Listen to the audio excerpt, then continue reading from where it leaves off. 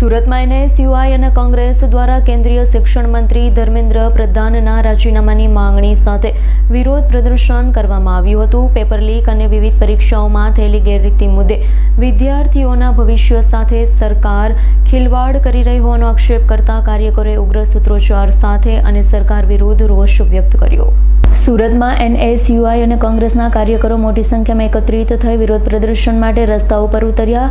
પ્રદર્શનકારીઓએ કેન્દ્રીય શિક્ષણ મંત્રી ધર્મેન્દ્ર પ્રધાનના રાજીનામાની માંગણી કરી હતી। પ્રદર્શન દરમિયાન કાર્યકરોએ આક્ષેપ કર્યો હતો કે પેપર લીક અને પરીક્ષાઓમાં વારંવાર સામે આવતી ગેરરીતિના કારણે લાખો વિદ્યાર્થીઓનું ભવિષ્ય જોખમમાં મુકાઈ રહ્યું છે।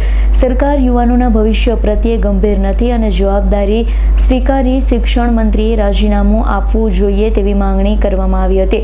વિદ્યાર્થીઓના હક અને ન્યાય માટે રસ્તા પર ઉતરેલા એનએસયુઆઈ અને કોંગ્રેસના કાર્યકરોએ ઉગ્ર સૂત્રોચ્ચાર સાથે વિરોધ નોંધાવ્યો છે। સાથે ભવિષ્યમાં પણ વિદ્યાર્થીઓના હિત માટે લડત ચાલુ રાખવાની ચીમકી ઉચ્ચારી હતી।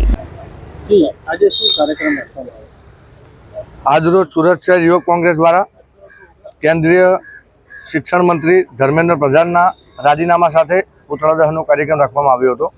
આ કાર્યક્રમ જે 21 પીડિત પરિવાર છે, જે યુવાઓએ નીટ પેપર લીક થવાના પછી પોતાને આત્મહત્યા કરી પોતાના જીવને મોતને ઘાટ ઉતારી દેવામાં આવ્યો હતો, એ યુવાઓના ન્યાય માટે, એ પીડિત પરિવારના ન્યાય માટે આજનો આ કાર્યક્રમ યોજવામાં આવ્યો હતો।